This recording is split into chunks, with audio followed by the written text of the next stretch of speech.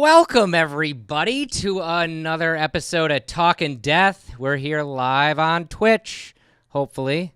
There we are.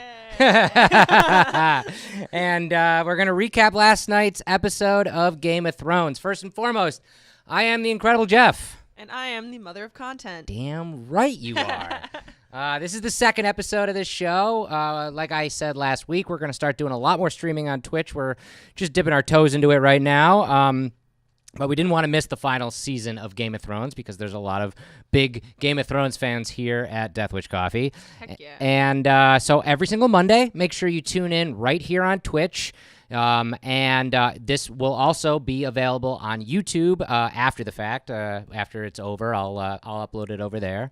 And join the conversation. I see we got a bunch of people watching already.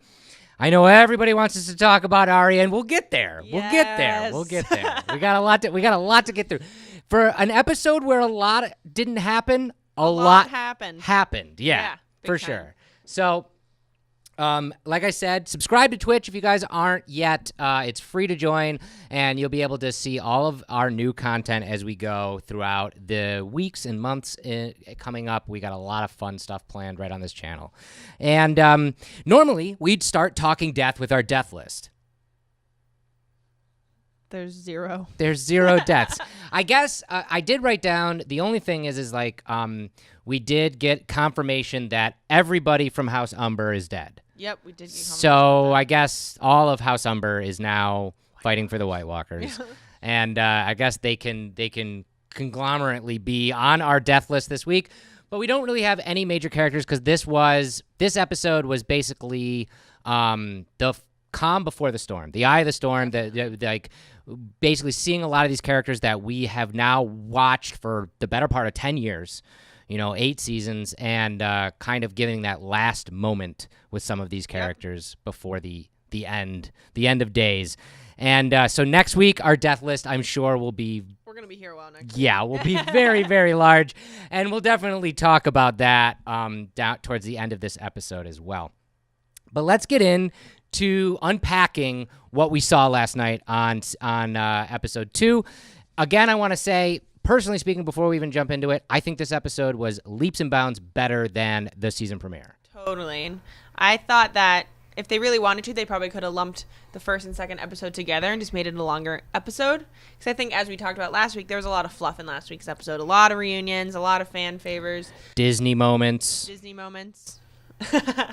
But this week, it felt so much more impactful. Like, you could feel that these people know that they're about to die and that they're going to be in battle. Yeah, that's for sure.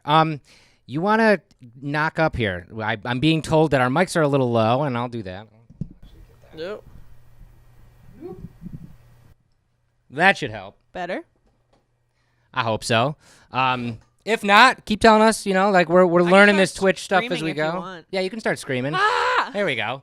Your best Brienne. I love it. Okay. So first and foremost, I just wanted to say this because I saw it hit the internet, and I wanted to make sure I wasn't the only one that this happened to last night. I turned on my HBO Go, and I went to click the episode as the episode was just airing, and I got this, episode 2, Game of Thrones 69. I was like, nice. Did I get a porno version of Game of Thrones? Like, what is happening? Like, where is that? Apparently, HBO has a terrible time of actually putting the titles of their episodes up in time with the premiere of the episode. The episode's actual title is A Knight of the Seven Kingdoms, but I'm not really sure why that happens, I guess. I didn't even catch it at first, but I was like, is there really only 69 episodes of Game of Thrones? Like, it got me thinking for a second. I was like, I've never seen an episode number. That would explain why. Went right over my head. 69 episodes of Game of Thrones so far. So I thought that was pretty funny. But the episode opens up right where we thought it would, with the trial of Jamie Lannister. And, immediately, we don't get any pomp and circumstance. We don't get any, like when Tyrion went on trial, that whole, hullabaloo. It was literally Dany being like, you're a piece of shit, and I used to be told stories of what we were going to do to you, you piece of shit. And, I love the quote that she says, all the things we would do to the man once we took back the Seven Kingdoms and had him in our grasp. And it's just like, oh, shit. oh shit. I honestly went into this episode thinking she's going to throw him in jail. I thought so too. And I don't know if it's because of just the giant shift we're seeing with everyone of just, we don't have time for this. Like, we have the army of the dead coming. Right. But I thought that she was 100% going to take him as prisoner. And she didn't. And I think Brienne of Tarth was really Jamie's hero in this scene. There was a lot of different things. But before we even got there, probably the best line in the entire episode came from Bran. And because Jamie says basically, you want me to apologize? I'm not going to apologize for my past sins. You know, like I was trying to fight for my house. I was trying to fight for my family, you know, just like everybody else was. And Bran, like he's been waiting on it for 8 seasons, said the things we do for love, which is exactly what Jamie said to him when he pushed him out of the window. I was sitting on my couch like, oh, shit.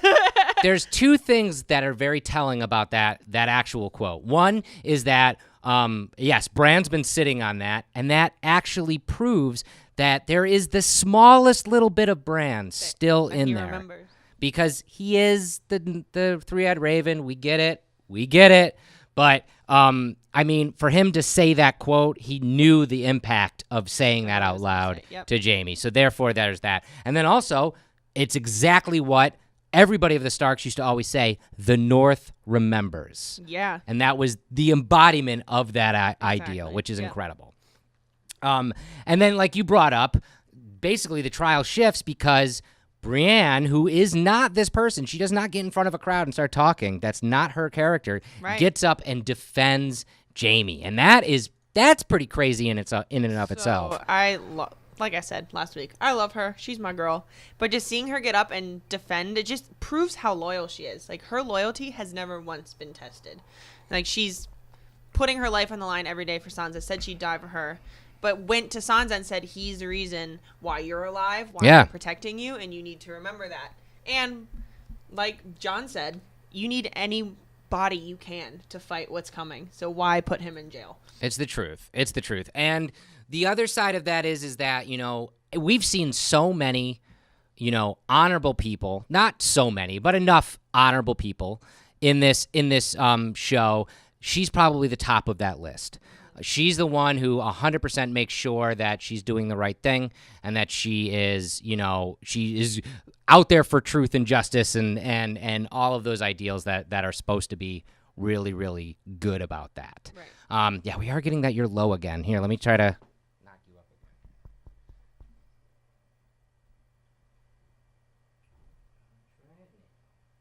That should do it. Better? That should do it. We're getting better. We're getting better at this. Thank you guys so much for watching live and helping us along the way. Yeah.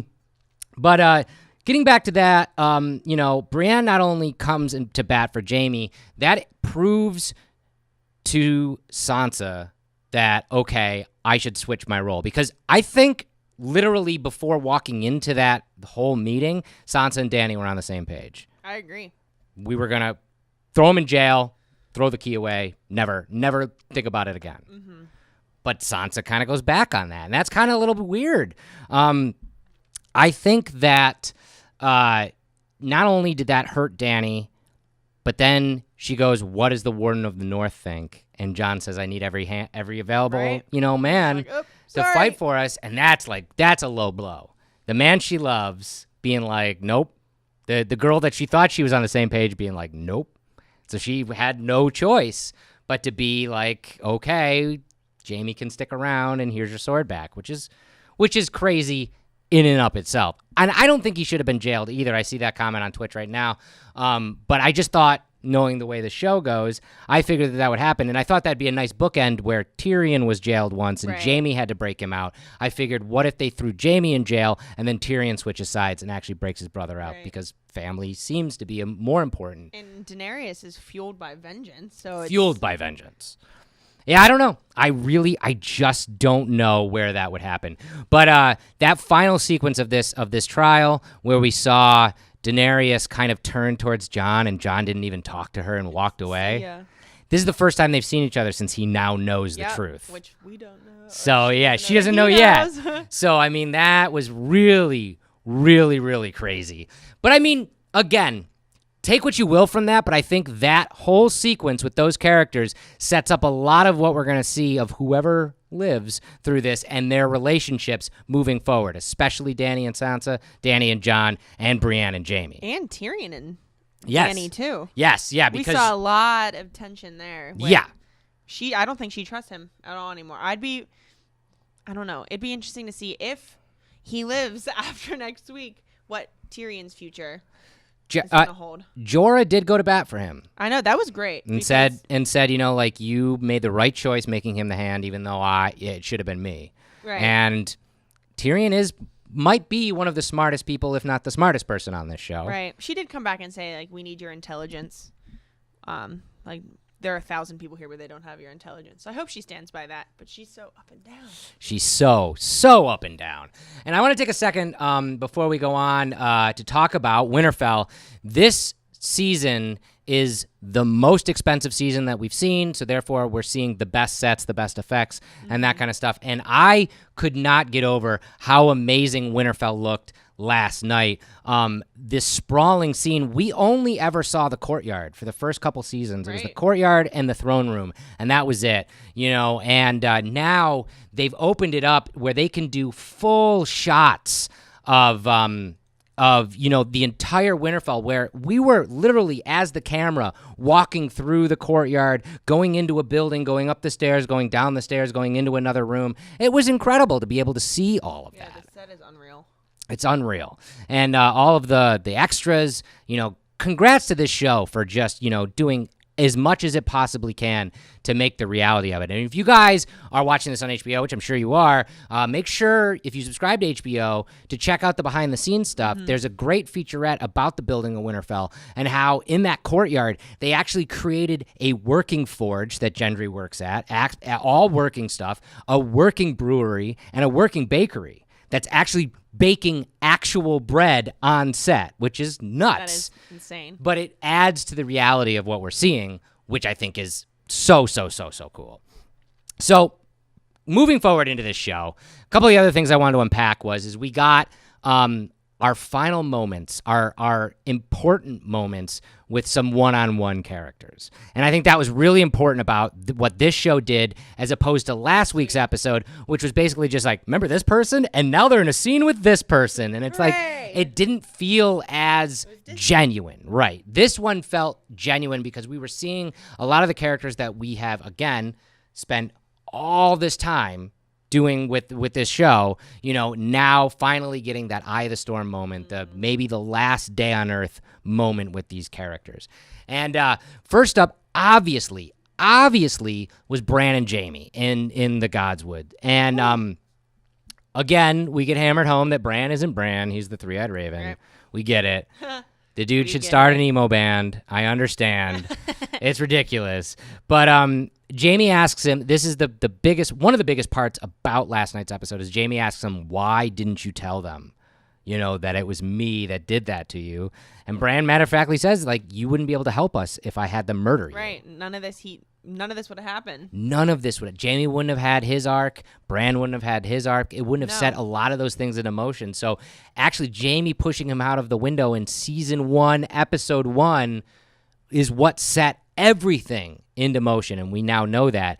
And yet, Bran apparently knows all, right? He knows what happened in the past, what happened in the future, what's happening now, because he's the three-eyed raven and he's connected to everything. The very telling line where Jamie says, well, what about afterwards? Are you going to tell everybody after all this? And Bran basically says, what makes you think there's going to be an afterwards? Right.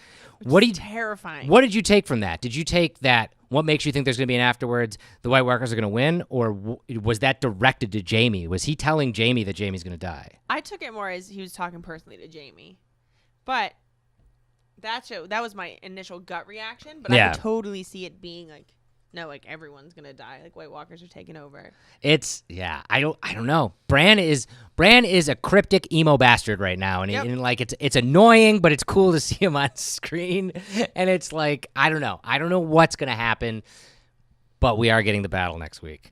Another moment that was really nice to see was Jamie and Tyrion back on screen together, the two brothers. I love it. Winterfell. I love it when these actors get together and are able to, be in a scene together because they're dynamic as brothers, they're dynamic as actors. I think is incredible. I agree. And man, I don't know, that line when they're talking about Cersei. We also learned that Cersei is 100% pregnant. According to Jamie. Is she lying to Jamie too? About a kid that she's having with him? I wouldn't think so. I don't know. Yeah? I don't know. Yeah? I don't believe anything she says. Yeah, I don't know. Ooh, I like that. On Twitch right now, JJ Joe, Twitch, says, what if this whole thing is in Bran's head? That'd be insane. That's kind of the Patrick Also, Duffy in the plausible. shower moment. But yeah. I kind of dig that. But yeah, they're talking about Cersei, and Jamie says to Tyrion, don't be too hard on yourself. She fooled me more than anybody. And Tyrion turns around to him and he's like, no, bro. Like, you knew exactly what she was, and you loved her anyways. That harkens back to season 1 and season 2. There were so many times where Tyrion was treated as a piece of shit by Cersei in front of his dad, in front of his brother, in front of the entire High Council, and nobody stood up for him, ever. No. And that's the point where it's just like, yeah, I love you, bro, but yeah, what are you going to do? You've always known that she's this crazy, and you should have never trusted her. Tyrion should have never trusted her. Nobody should trust Cersei. Nope. We're not done with Cersei. We're going to get more of her. No, I know. I was surprised we didn't see even just a glimpse of her in last night's episode, but that just makes me think that next time we see her, it's gonna be bad. It's gonna be bad. I just have a stray thought before we keep going. I just wanted to mention this sequence of Tyrion and Jamie on the ramparts there.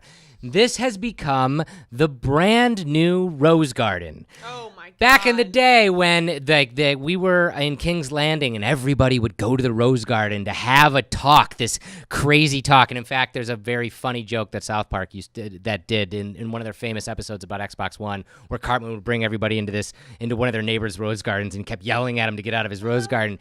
Now the ramparts are that. Yeah. They really are. Everybody, Arya and Sansa were up there having a heart-to-heart. Sansa and Tyrion were up there. Now Tyrion and Jamie, and later in the episode, Jon and Ed and Sam are all up there, and Arya and the Hound and Beric. Exactly. I mean, the ramparts are now the new Rose Garden, and that's just odd and weird. But whatever. I mean, I just thought that was kind of fun. There's a ton of quick moments in this episode that really. Watch the episode, but to recap them really quickly, Tyrion sitting down with Bran. I mean, that's Tyrion. Was pulling up a chair. They're like, tell me everything. That's Tyrion in a nutshell. Yeah. He wants to know things. I thought that was really, really telling of their character. I thought a lot of these were telling in their character. Jamie and Brienne after the fact on the battlement, and Jamie basically saying, I will fight for you. Oh, man. They're basically saying, it's the Princess Bride moment, where I know means I love you, or as you wish means I love you, So it's just like, they're both saying all these words to each other, but they love each other. Oh, right?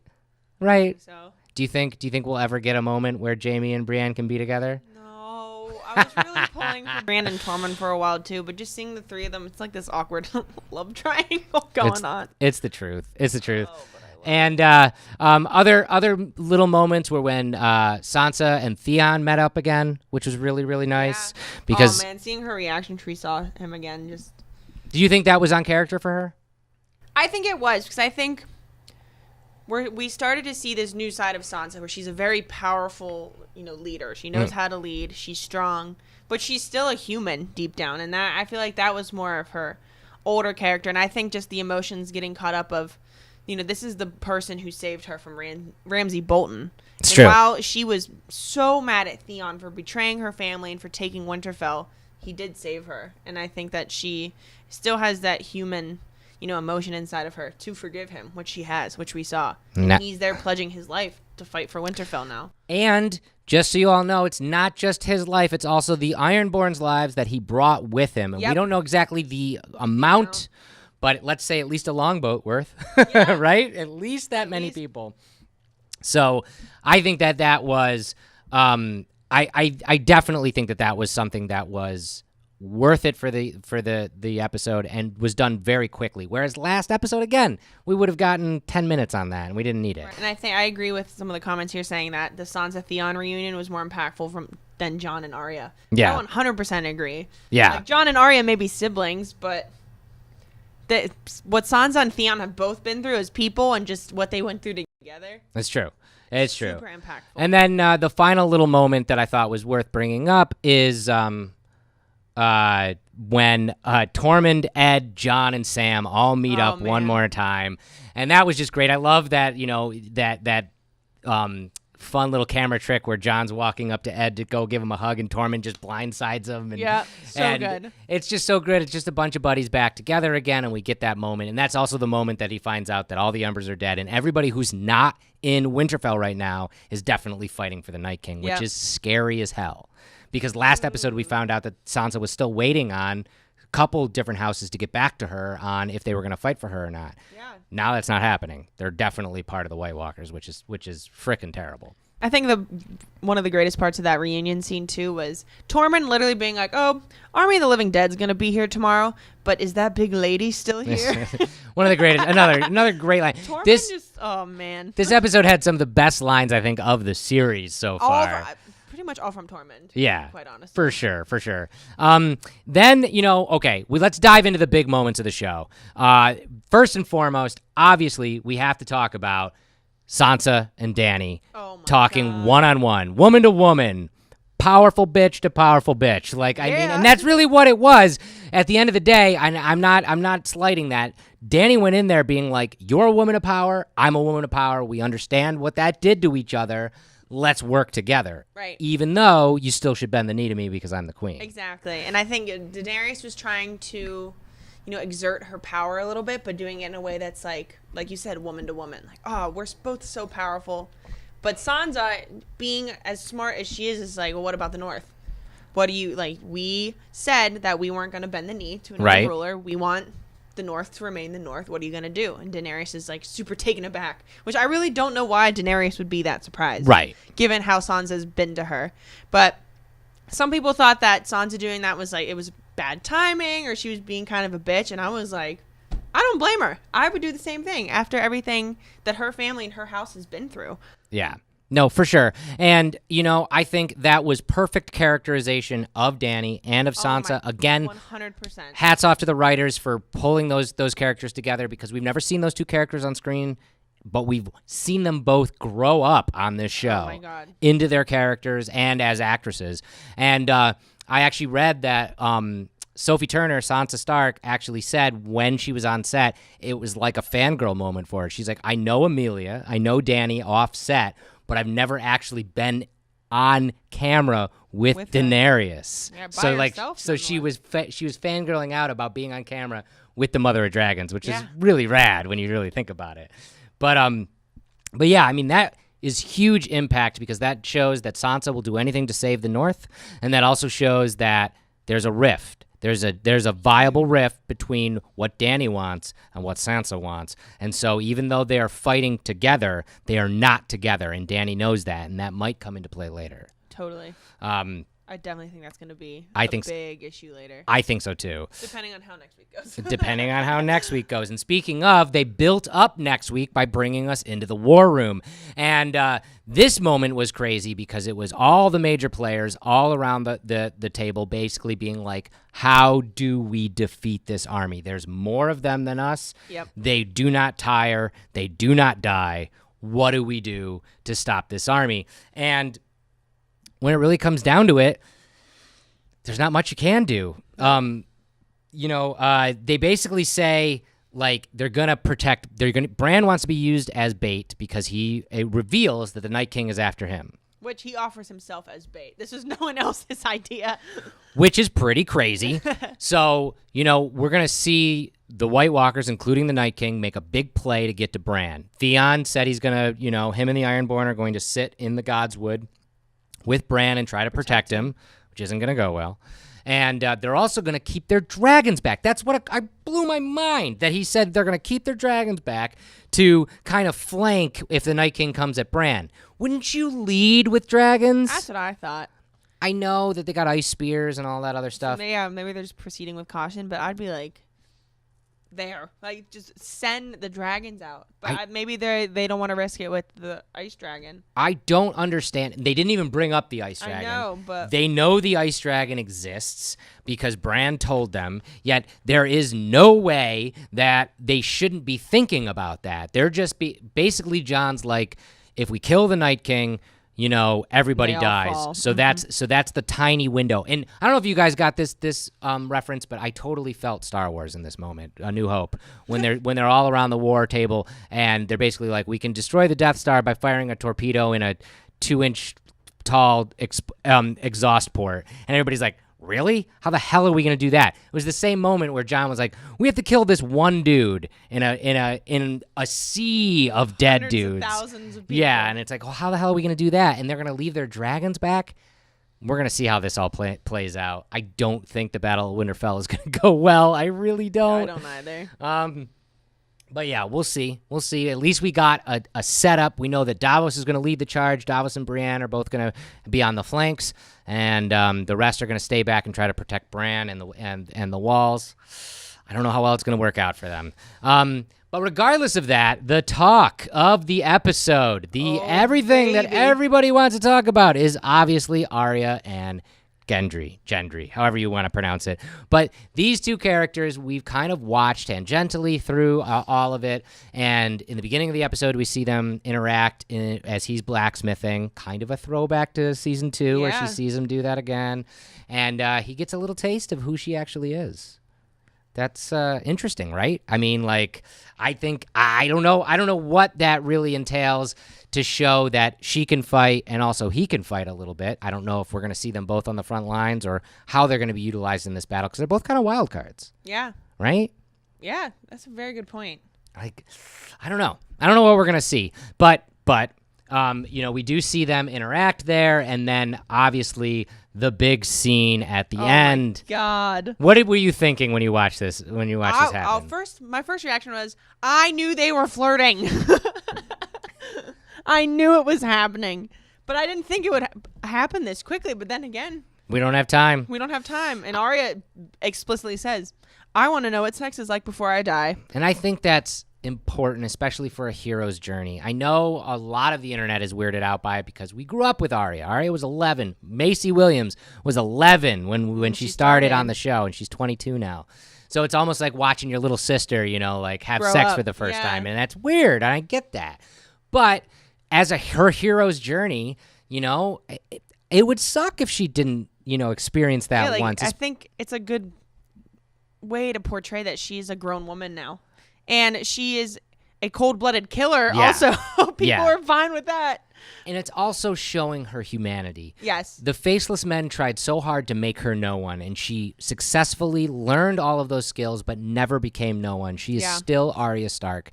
And she just wanted to show her true face to someone that she liked and wanted to be Arya Stark one last time in the world. And there was a tweet that went viral, actually, from a Twitter user named @Camethia, and I love the way she puts it. She says, Arya is 18, in full control and making a choice. She's having probably the least weird and most empowering consensual interaction in the whole show ever. And that's true. That is true. There's so much rape and incest and people arranged marriages, people doing things for reasons they don't want to be doing them for. So I really think that, this was okay. This was an okay moment, and it also showed, Gendry who she really was. He looked on her scars and everything that Arya really was. And the producers were really nice to Macy. They told her, she can show as much skin as she wants, or as little, and she decided to go with the route she did because she felt that was in tune with her character, which I believe too. There's a lot of Arya we don't know, and she shouldn't bear all of herself to anyone. She did to Gendry, but not to us. We don't deserve that. So I thought that was a really good moment. I mean. We don't get too many of those moments in this show. Thankfully, we got one. So finally. I think. And DeGosser9 over there on Twitch, you just said the Bloodlines things with Starks and Baratheons. Robert Baratheon in season 1 said to Ned Stark, you have a daughter, I have a son, let's join our houses. He was talking about Sansa and Joffrey, but Dun, da, da, da. this works, right? Arya and Gendry, although will they live? I hope at least. We have 6 days we have 6 days, and we'll Next week find is gonna out. be a wreck, guys. Oh, it's gonna be such a wreck. It's just gonna be crying. Oh my gosh. So then we move on to probably the best sequence of the episode, and maybe even the season, maybe even the series, and that was all of them sitting around the fire drinking. And this started out with just 2 brothers, Tyrion and Jamie, just being like, "Well, we're gonna die at Winterfell." Right. I I love the line Tyrion had about, "Oh man, I wish our dad could be here," and Jamie being like, "What?" Yeah. And then being like, "We're fighting for Winterfell. He'd lose his mind." Yeah. And I think, that's also Jamie being like, "What? You wish our dad was here? Yeah, You you fucking killed him. Like, Right. what the hell?" Like, but, I did enjoy that line too.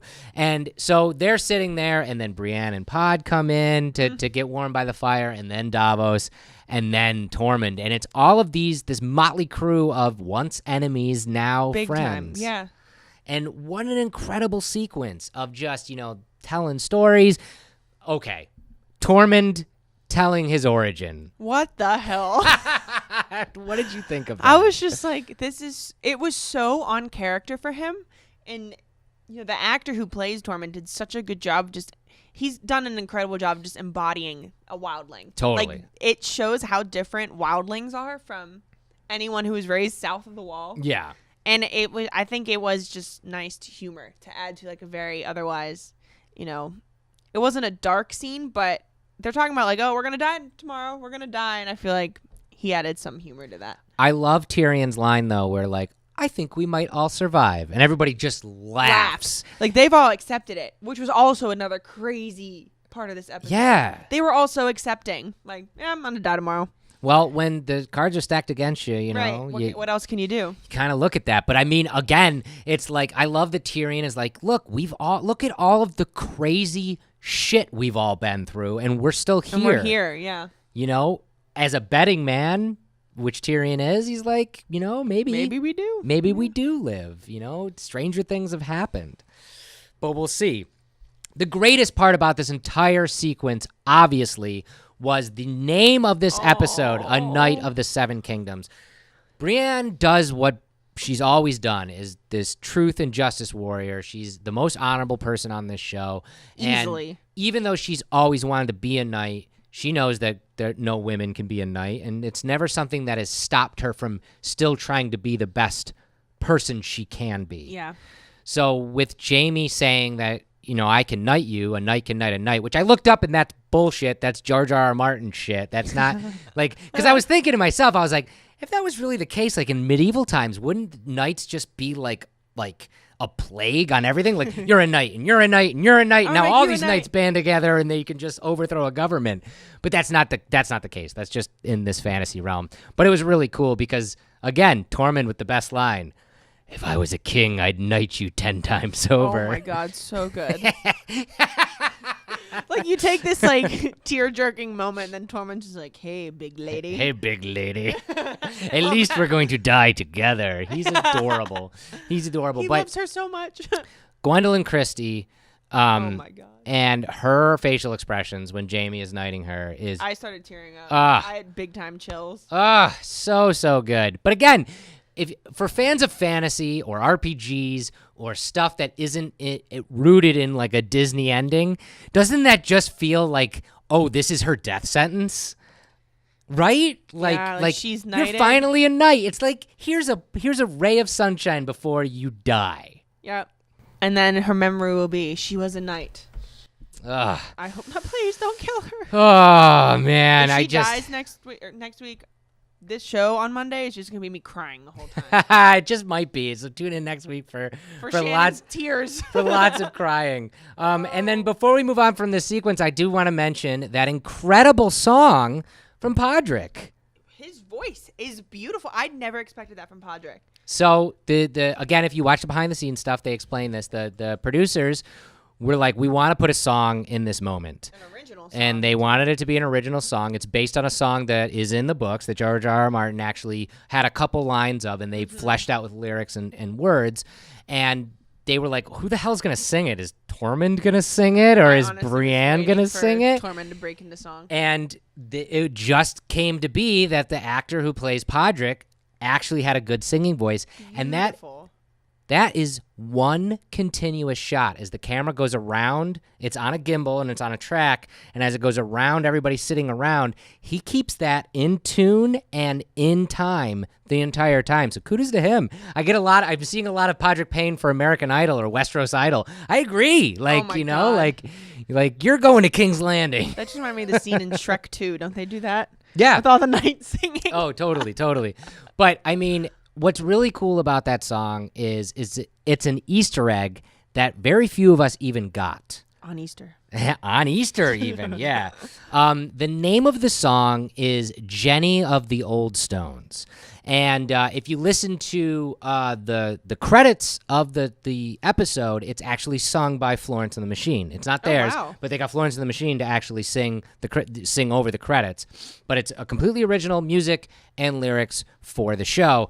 But it's drawn from the books. And I'll read a little bit of what I found out about this, which is crazy. Jenny has been mentioned once on this show before by the Maesters in the Citadel, who were dismissing her claims that she was descended from the children of the forest.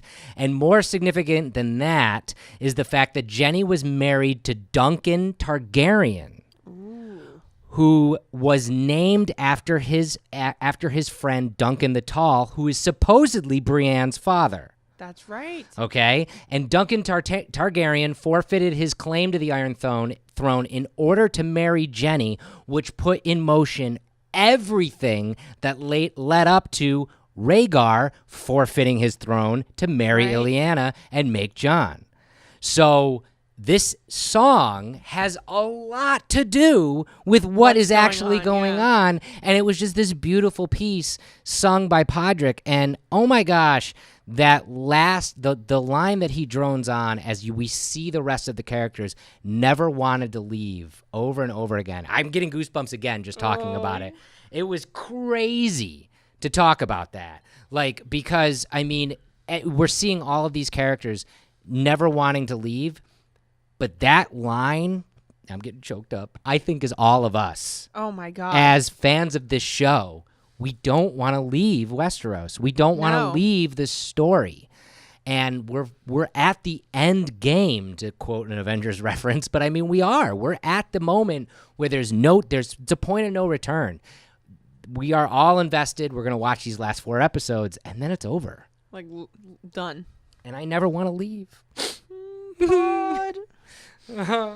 Oh, man. So, that is probably one of the biggest moments of the show outside, obviously, of the final moment of the show. Ooh. Jon and Dany back in the crypts, and Jon tells her what he's learned. Yep, looking at the crypt of his real mother. Yeah. Not of Ned Stark, which I thought he might be looking at Ned again, but revealed that he's looking at Ileana. Do you think that she believed him? I don't think so. I think maybe she's in denial and she does actually believe him, but her first reaction was, so your brother and your best friend tell you that you have a claim to the throne. Yeah, don't you think that's a little weird? Right. Like, all of a sudden, out of nowhere, like, here comes Bran and Samwell Tarly. And I said that at the end of season 7. Sure, you got Bran who can see it. Right. But, lots of people don't believe wizards or witches. Exactly. Even in this show. Oh, my God. They don't believe She it. doesn't believe in Exactly. any of that. Exactly. The other side of that is you have Samwell, who found it in a book, but it's up to interpretation. And is that one of the books he stole? I don't think so. And it was in a private diary. So if you're writing in a private diary, could you be lying? I don't know. I don't know. This begs the actual question. Dany now has put her back against the wall because she was told this information and immediately the horns of war were sounded. So there's no time to even process it. But in her mind, she is now with an army who is following her, and that's the Unsullied. And the Dothraki are there too. We have yet to see them, really. Right. But they're there. She knows that they're going to follow her because of who she is. But she has Sansa, who is definitely at odds with her. Right. And now she has Jon, the man that she loves, who she also thinks is going to steal the Her one claim. thing. Yeah. The one thing that has motivated her the entire series. Are we going to get, and I saw my buddy actually said this on the internet today, and I thought it was great. Are we going to get the greatest turn of a heel since Hulk Hogan in wrestling? Which means, are we going to get Dany, who we've been rooting for since she was sold to the Dothraki in season 1? Are we going to get her turning on everybody? I could totally see it. And becoming the actual villain. I think so. Like we were talking about, it's in her blood. And you don't want to relate her to the Mad King, but she looked pissed when he told her. Like, not even like, let's talk this out. Like, Jon Snow has said 1,000 times, I didn't want to be King of the North. I don't want a title. I don't want to do this. But at the end of the day, it's still a threat. It's still a threat. It's his direct claim to the throne. And I think it's going to be a huge issue. I agree, and a lot of the people on Twitch agree too. You know, he has given up titles. He doesn't care about titles. But she doesn't know that. Yeah. And either. I don't think she fully trusts him. Yeah. I don't think she fully trusts anyone. That's not a knock against Jon, but I'm worried. I'm worried that in a moment that could turn this battle in favor of everyone at Winterfell, Dany is going to play her cards. Yep. Not anybody else's. Like, take her dragons and run kind of thing. I could totally see it. Maybe go after Cersei herself or something. Go to the Iron Islands. She Yeah. knows that. Yar's there now. This is where it's going to get nuts. Because, you know, like I said, in this episode, we got our final moments with everybody. We got our final last day on Earth with everybody. And we got some great moments. We got some very telling moments, but saw everybody's character shine through. And again, congrats to the writers and showrunners of this episode. I think it's probably one of the best we've seen. Definitely. I think this episode, my personal thought, is better than all of season 7. This episode, I think. Yeah. I think there's so much packed into it. So much packed into it. So at the end here, I just want to go over a couple of our final thoughts and predictions. And first and foremost, like we just talked about, the White Walkers are here. They're at the wall. We saw them. Their armies are there. What's going to happen? We saw the few scenes from next week's episode. Didn't really see much because they're keeping it all, you know, close to the belt there. We know that this episode is the Battle of Winterfell, and it is the largest battle ever filmed. And it's going to be episodes, what, an hour and a half? Yes. Close to? Yeah, close to an hour and a half. So, I don't know. We're gonna get some crazy stuff. One thing that we did not bring up last week that I can't go away from anymore. I have to bring it up. The bear. Oh my Lady Mormont. The bear is if she dies, we riot, right? Riot. If she dies, we riot. Lady Mormont is the baddest badass there has ever been. Her. She's amazing. Bella Ramsey is the young actress's name. Bella Ramsey. Don't forget that name. She's going to have a career. Oh, my God. Her skills just as a young actress are incredible. That's what I mean. Like, for her to be able to command a scene with some of these great actors and actresses in that scene and basically stand in front of them all and be like, sit down, I'm here. It's like, and damn. You can feel it. Yeah. Yeah, so she basically says that to Jorah, and Jorah's like, you should go in the crypts, and she's like, I'm gonna go fight, and good luck, cousin. Hope you live too. You know? That was so funny. That was just like, what? That was freaking crazy. Another stray thought, Ghost. We saw Ghost. Ghost is back for a second. So we know. I honestly thought Ghost might have been dead. Well, the showrunners did say that we are gonna get a lot of Ghost this season. He does have a lot to do, which makes me think he's gonna die, which sucks. But I mean, that was literally blink and you miss it. Right. Like, I screamed at my television, Ghost! But like, yeah, come on, give us more than that. I missed it at first, and someone I was watching with was like, ah! Yeah. And then finally, the Valerian Swords. We now know where all of them are. Jamie has one. Brienne has one. Those are two halves of the same whole. They were both the halves of Ned Stark's sword that Tywin melted down, which is very important. We know Arya has that dagger that used to be Littlefinger's. And we know that Jon has Mormont's sword, the leader of the Night's Watch. He has his old sword. And Sam gives Jorah his father's sword. Another touching scene. Which is very touching and very, very cool. So key players have Valerian steel swords, which I would almost say that means that they should live through the night because, I feel like Valerian swords are going to come into play a lot. As much as Dragonglass is, I think that these are going to come into play a lot. Big time. But we'll see. We'll see. I don't know. So, finally, predictions for next week. Next week is the battle.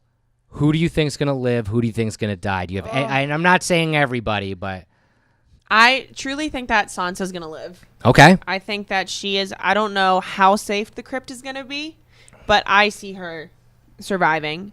I unfortunately think Brienne is going to die. I think Jorah is going to die.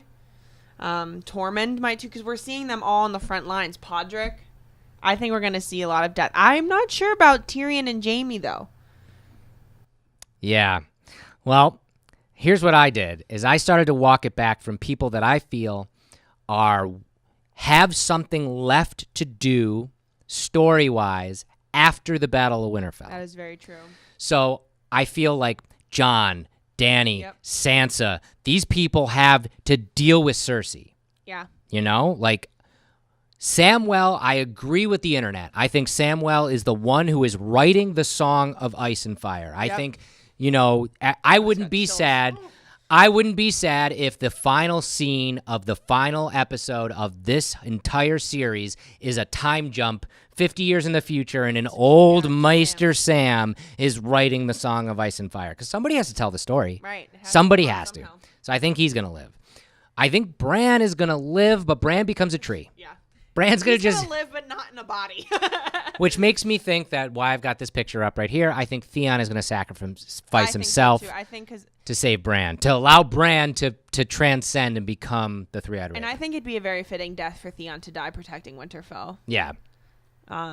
Arya, I could see her dying next week too. That sequence of her running scared with blood above her eye, right, through the halls of Winterfell, that puts a chill through my spine. As much as I would love her to conquer the number one person on her list and kill Cersei, I don't think it's going to happen. Yeah. I don't know. Auxiliary characters are fodder. Ed. Yep. The Hound. Yep. Beric. Like you said, Brienne might be dying just because she got what she wanted. Podrick. Gendry. I don't know. Grey Worm. When he talked about going to the beach and taking... Yeah. Sunday, that I was like, they're dead. He's dead. And we talked about this before we started recording. If you guys are fans of fantasy, you're fans of this type of thing, you know as well as we do. If somebody says something more than once that it's a truism, it's definitely not true. And how many times did they say the crypts are the safest place on the episode last night? Which means there's no way in hell the crypts are the safest place. Something's gonna happen in the crypts, and they're not gonna be able to get out, and something's gonna happen. It's gonna be gut-wrenching next week because we've gotten 2 episodes of fan service and character development, which the show is amazing at. Yeah. And now it's Endgame. Next episode is the Battle of Winterfell, and then that leaves us with 3 episodes to tie up the rest of it because, again, what's the name of the show? Game of Thrones. We have to find out who's gonna win. Who wins the game? Somebody's got to win the game or the game just ends. Something's got to happen. That's the pirate says Bronn. Where's Bronn? Bronn is smart enough. He's not going to be in Winterfell. Bronn could live. I could definitely see Bronn leaving. We didn't see anything from Varys this episode. We didn't. Where's the spider? What's the spider doing? Probably in the crypt. What about the Red Woman? Red Woman, I think she's going to show up. I think she potentially has a big role to play in the Battle of Winterfell. And like you said, too, I don't think it's the last time we saw Yara. Yara, we know, went back to the Iron Islands to take them for Daenerys and a place to retreat. I don't think we're done seeing her. We might see that as well. Who knows? Think before the series is over, I could see her dying honorably, too. I don't know how, if that's fighting Cersei or fighting Euron. Yeah. I don't know. Oh, it's going to be crazy, guys. So, as always, make sure you subscribe to us right here on Twitch or on YouTube, and check out everything from Death Wish Coffee. Woo! And we will be back next week with another Talking Death. We're going to do this every single Monday to recap every episode up until that final episode. And maybe we'll even do a series recap. Maybe we will. There is going to be a really great introspective, I heard, at the end of the series, like a behind the scenes of everything. Maybe we'll recap that. Maybe we'll just keep this going. Because I love talking Game of Thrones with you every Monday. I do too. It's a lot of fun. But I feel like after it's over, I'm just going to be crying, like I said, every week. It'll be a lot of tears. Where is it? So thanks for joining us, guys. And we'll see you next week with another Talking Death. Bye. Bye.